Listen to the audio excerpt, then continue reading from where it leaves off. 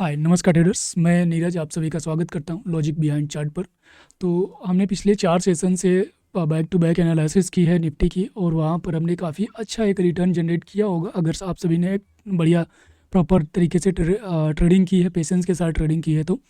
But आज यहाँ पर जो कल का एनालिसिस था डे 4 का, यहाँ पर एनालिसिस ये था कि इस तरीके से मार्केट इसके ऊपर अगर जाएगा, ठीक है, इसके ऊपर अगर मार्केट गया देन हम लोग इसके जस्ट ऊपर में ही बाइंग का ट्रेड था हमारा।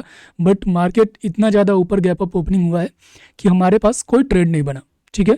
तो अगर कोई यहाँ पर भी ट्रेड कर रहा होगा तो वो अपनी मर्जी से बिल्कुल कर सकता है, बट प्रॉपर लॉजिक की वजह से मेरा आज कोई यहाँ पर ट्रेड मैंने नहीं लिया, क्योंकि जनरली होता क्या है कि जब मार्केट बहुत ज़्यादा गैप अप ओपनिंग हो जाती है तो मैं वैसे सिचुएशन में ट्रेड अवॉइड कर देता हूँ, क्योंकि ज़्यादातर केस में मार्केट क्या होता है कि एक रेंज में चला जाता है। गैप अप ओपनिंग के बाद एक मार्केट सिंपल एक रेंज में ही ट्रेवल करने लगता है।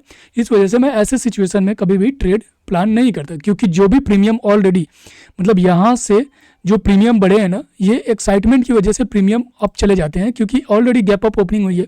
और इसकी वजह से क्या होता है कि प्रीमियम एक्साइटमेंट की वजह से बढ़े हुए होते हैं, ठीक है।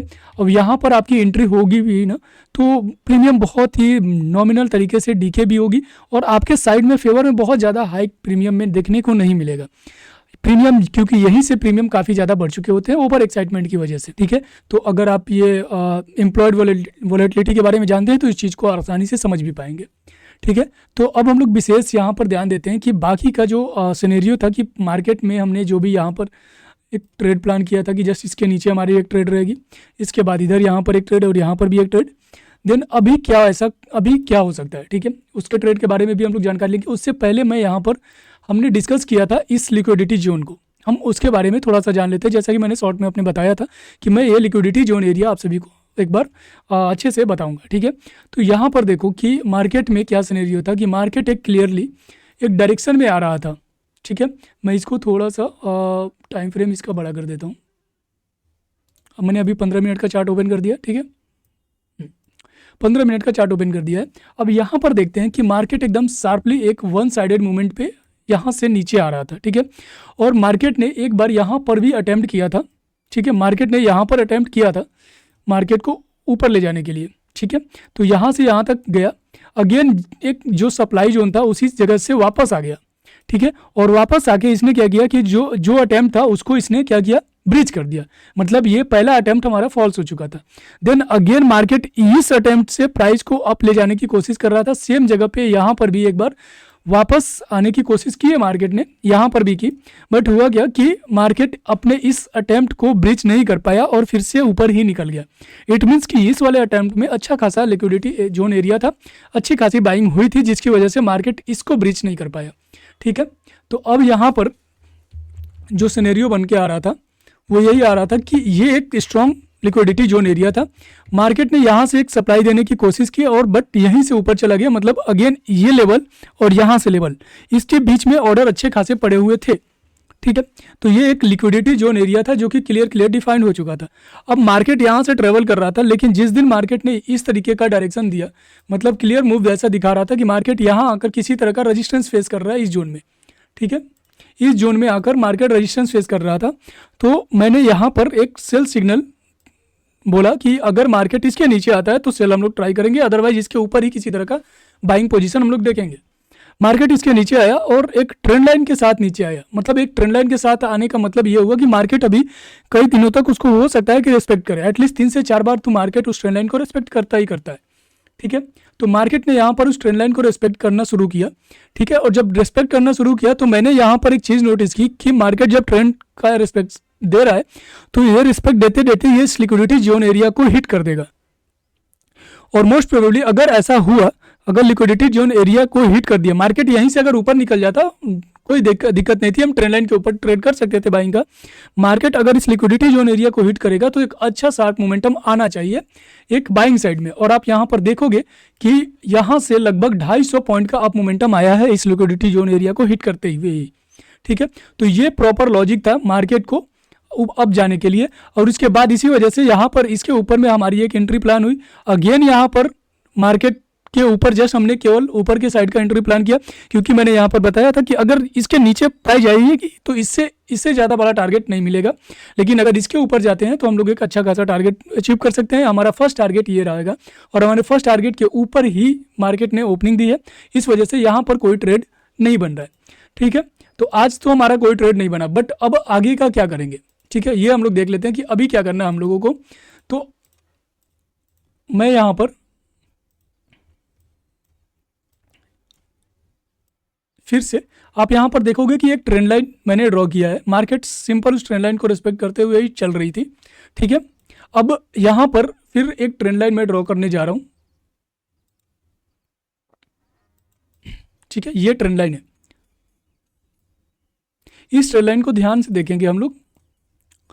मार्केट क्या कर रही है कि इस जोन में आने के बाद, ठीक है, अगेन अगेन अगेन, ठीक है, फर्स्ट अटेम्प्ट, सेकेंड अटेम्प्ट और थर्ड अटेम्प्ट कर चुके हैं। इसका मतलब क्या हुआ कि चौथे अटेम्प्ट में ये ट्रेंड लाइन ब्रेक हो जानी चाहिए।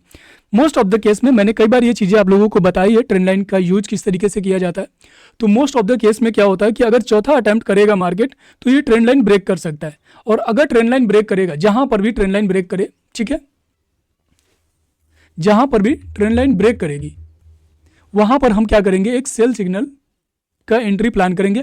लेकिन उससे पहले आपको ध्यान में रखना होगा कि फर्स्ट आपका, अगर सपोज की ट्रेंड लाइन आपकी यहाँ से बढ़कर, जस्ट वेट, मैं इसी ट्रेंड लाइन को एक्सटेंड कर देता हूँ, जस्ट वेट, अगर ये ट्रेंड लाइन आपकी बढ़कर यहाँ तक आई और मार्केट ने यहाँ पर इसका ब्रेकडाउन दिया, सॉरी, मार्केट ने, मतलब मार्केट ऊपर गई और यहाँ से आकर इसका ब्रेकडाउन दिया, तो इसके नीचे हमारा ट्रेडिंग एग्जीक्यूट हो जाएगा। ठीक है, लेकिन टारगेट इससे ज़्यादा का हम लोग नहीं रखेंगे। ऑलवेज रिमेंबर कि टारगेट इस एरिया में, अगर यहाँ पर हमारा हुआ एग्जीक्यूट ऑर्डर डाउन साइड के मोमेंटम में, तो फर्स्ट टारगेट हमारा यही रहेगा। फर्स्ट टारगेट ये रखने का रीजन यही है कि हमारा ऑलरेडी हम इस जोन के आसपास चल रहे हैं, और अगर मार्केट इसके ऊपर ओपन होकर उसके ऊपर ही क्लोज हो रही है, तो मतलब यहाँ पर जो भी ऑर्डर हैं एटलीस्ट वो ऑर्डर पिक जरूर हो गया। अगर वो ऑर्डर पिक हुआ यहाँ पर इस जोन में आकर के, तो आपके ऐसे लेट हो सकते हैं। ठीक है, तो ऐसे सिचुएशन में आपको थोड़ा होल्ड करना है, वेट करना है। अगर आपको थोड़ा सा भी लगे कि मार्केट अप डायरेक्शन में जाने का कोई भी सिग्नल या कैंडल बना रहा है, देन वहीं पर आपको ऑर्डर एग्जीक्यूट, वहीं पर आपको अपना ऑर्डर सेल कर देना है। ठीक है, तो ये चीज़ें हैं। अगर इसके नीचे मार्केट आती है तो आप निश्चिंत होकर इस लेवल तक का टारगेट अचीव कर सकते हैं। ठीक है, मतलब इस लेवल से इस लेवल तक लगभग 25,800 तक का लेवल आपको देखने को मिल सकता है। अगर ट्रेंड लाइन का ब्रेकडाउन मिला तो फर्स्ट यहाँ पर फर्स्ट टारगेट ये रहेगा हमारा 25,900 और देन 25,800। ठीक है, ये दो हमारे पास ऑप्शन है। अभी भी मैं बुलिस ऊपर के लिए नहीं हूँ। अगर मैं बुलिस ऊपर के लिए हूँ तो सिंपल सा वही लॉजिक है हमारा। ठीक है, बुलिस होने के लिए हमारे पास ऊपर का लॉजिक यही है कि सेम लिक्विडिटी जोन एरिया, अभी हम फिर से आपको दिखा दें। ठीक है, कि ये एक लिक्विडिटी जोन एरिया है जहां से मार्केट एकदम सीधा शार्पली डाउन गया था। ठीक है, इस लेवल से मार्केट डाउन आया, अगेन मार्केट में यहाँ पर भी सीधा डाउन आया, मतलब यहाँ तो ऊपर में गया ही नहीं। तो ये पूरा गैप डाउन एरिया है और ये कंप्लीट एक सेलर जोन एरिया है। तो मैं इस एरिया को मार्क कर दे रहा हूँ। आगे आपको ये भी एरिया काम आएगा, आप लोग भी अपने चार्ट पे मार्क कर लेंगे। तो फर्स्ट लाइन मैं यहाँ पर मार्क कर रहा हूँ। ठीक है, और सेकेंड मैं हॉरिजेंटल लाइन ही एक्चुअली मैं मार्क कर रहा हूँ, जस्ट वेट, हाँ, और सेकेंड लाइन मैं यहाँ पर मार्क कर रहा हूँ। ठीक है, इस जोन के एरिया में मैं मार्क कर रहा हूँ, ये वाला और ये। ठीक है, अराउंड इस जोन के एरिया में मैंने मार्क कर दिया। आप चाहे तो इसको थोड़ा सा और भी नीचे लिक्विडिटी कर सकते हैं। ये गैप डाउन था, लेकिन ये यहाँ तक ही गैप डाउन है। ठीक है, तो इस वजह से मैंने ये वाला एरिया मार्क कर दिया। अब मैं ये एरिया में मार्क कर दिया, आप देखोगे कि यहीं से जाने के बाद अचानक से एक सेलिंग आई है। इस एरिया में जाने के साथ ही इसमें एक सेलिंग देखने को हमको मिल रही है। ये सेलिंग कितना स्ट्रॉन्ग होगा वो अभी देखने वाली बात होगी। ठीक है, अब ये जो एरिया है ना, ये नो ट्रेडिंग जोन एरिया है। ठीक है, इस एरिया में नो ट्रेडिंग जोन एरिया है। यहाँ पर मैं किसी टाइप का कोई भी ट्रेड नहीं करूंगा। अगर मुझको ऊपर की साइड का ट्रेड करना होगा, मैं इसके ऊपर कोई भी ट्रेड करने के लिए रेडी हूँ। इसके नीचे मैं ट्रेड करने के लिए रेडी हूँ। अब इस जोन में मैं किसी भी टाइप का ट्रेड करने के लिए रेडी नहीं हूँ। आप अपने लॉजिक के बिहाफ पे आप कोई भी ट्रेडिंग कर सकते हैं, किसी भी जगह पे ट्रेडिंग कर सकते हैं। ठीक है, तो ये हमारे लिए आने वाले मार्केट में, मतलब मंडे के लिए ये चीज़ें हमने ड्रॉ की है।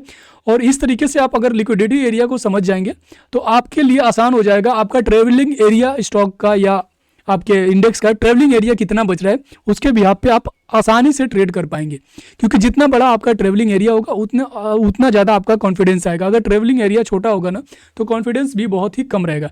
लाइक दिस कि यहाँ पर मेरे लिए इस लेवल से इस लेवल तक का ट्रेवलिंग एरिया है नीचे के साइड में, तो मैं बुलिश मैं ज़्यादा बियरिश पोजीशन में हूँ नीचे के साइड में। वहीं पर अगर ऊपर के साइड में अगर बात करूँ तो ऊपर के साइड में इसके ऊपर पूरा का पूरा ट्रेवलिंग एरिया खाली पड़ा है, तो मैं इसके ऊपर के लिए बुलिश हूँ। बट इसके बीच में ट्रेवलिंग एरिया है ही नहीं मेरे पास, तो इस वजह से मैं यहाँ पर किसी टाइप का कोई भी ट्रेड नहीं करूँगा। ठीक है, तो ये चीज़ें हमने आज डिस्कस कर ली। इस चीज़ को आप लोग भी आप अपने चार्ट पर डिजाइन कर सकते हो, मार्क कर सकते हो। और अगर आपको ये वीडियो सीरीज अच्छी लग रही है, इंडेक्स की सीरीज अच्छी लग रही है, अगर आप चाहते हो कि मैं बैंक निफ्टी, सेंसेक्स, इन सभी पे ये चीज़ें रिव्यू करूँ, तो आप मुझको लाइक, शेयर एंड सब्सक्राइब कर सकते हो। अगर मैं अभी एक काम करते हैं, हम बैंक निफ्टी का भी चार्ट एक बार चेक ही कर लेते हैं कि बैंक निफ्टी में क्या सिनेरियो बन रहा है। ठीक है, तो मैं बैंक निफ्टी, ओके, यहाँ पर बैंक निफ्टी आ गया। ठीक है, बैंक निफ्टी में बहुत ही सिंपल मुझको यहाँ पर चार्ट देखने को मिल रहा है। बैंक निफ्टी एकदम साइडवेज टाइप का डायरेक्शन में था। बैंक निफ्टी में किसी टाइप का कोई खास मोमेंटम नहीं आया है। तो बैंक निफ्टी में अगर आपको किसी भी टाइप का ट्रेड करना है तो इस जोन के नीचे आप ट्रेड कीजिए। ठीक है, जस्ट वेट। बैंक निफ्टी में अगर आपको ट्रेड करना है तो ये कंप्लीट ये इस लेवल से, ठीक है, और इस लेवल के नीचे ही किसी टाइप का कोई ट्रेड करने की कोशिश कीजिए। बीच में कोई ट्रेड मेरे हिसाब से तो बिल्कुल भी नहीं करना चाहिए। ठीक है, इसके अगर ऊपर जाता है bank Nifty, most probably bank Nifty के पास ऊपर की साइड में एरिया बहुत खाली पड़ा हुआ है, तो बैंक निफ्टी इस जोन तक जाने के लिए रेडी है। अराउंड 59,300 के आसपास का एरिया या 350 के आसपास का एरिया आप चूज कर सकते हैं यहाँ से ऊपर के साइड में। और इधर 59,900 लगभग, यहाँ 100 पॉइंट का 150 पॉइंट का है, तो ये एरिया उतना खास नहीं है मेरे लिए। ठीक है, तो ये दो जोन है, इसको ध्यान में रखेंगे। ठीक है, बैंक निफ्टी में इसके ऊपर या इसके नीचे ट्रेड करेंगे। बीच में ट्रेड करना खतरे से खाली होगा, सॉरी खतरे से भरा होगा, क्योंकि अगर आप इस जोन में अगर आते हैं एक यहाँ पर, देन ये वाला एरिया आपको हिट कर सकता है, अगेन प्राइस को आप ले जाने के लिए मूव करा सकता है। ठीक है, तो ये चीज़ें ध्यान में रखनी है। इसके नीचे हम लोग जा सकते हैं, तो बैंक निफ्टी का ये लेवल है। अगर मैं बात करूं सेंसेक्स का, तो सेंसेक्स आई थिंक निफ्टी की वजह से निफ्टी की तरह ही काम करेगा।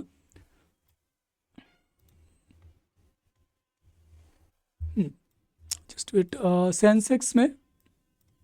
सेंसेक्स एकदम बिल्कुल निफ्टी की तरह ही जैसा है, सेम सब कुछ उसकी तरह है, तो सेम इसी तरीके से हम लोग यहाँ पर भी ट्रेड प्लान करेंगे। इसके नीचे हम लोग किसी तरह का कोई भी एक सेल सिग्नल ट्राई कर सकते हैं यहाँ तक के टारगेट के लिए, इस जोन के टारगेट के लिए। ठीक है, इस जोन के टारगेट के लिए हम लोग सेल सिग्नल ट्राई कर सकते हैं। अदरवाइज आपके लिए ऊपर साइड में जो भी है, ऊपर साइड में इसके ऊपर ही होगा, इस जोन के ऊपर होगा। ठीक है, तो हमारे पास सिंपल सा लॉजिक है, निफ्टी की तरह ही ऑलमोस्ट ये चार्ट है। तो इसको आप लोग अपने चार्ट पर लगा के रखिए, देखिए और एनालाइज कीजिए। अगर ये वीडियो सीरीज अच्छा लग रहा है तो प्लीज़ अपने दोस्तों के साथ शेयर कीजिए, लाइक कीजिए, मोटिवेट कीजिए मुझे। मिलते हैं नेक्स्ट वीडियो में, तब तक के लिए बाय बाय।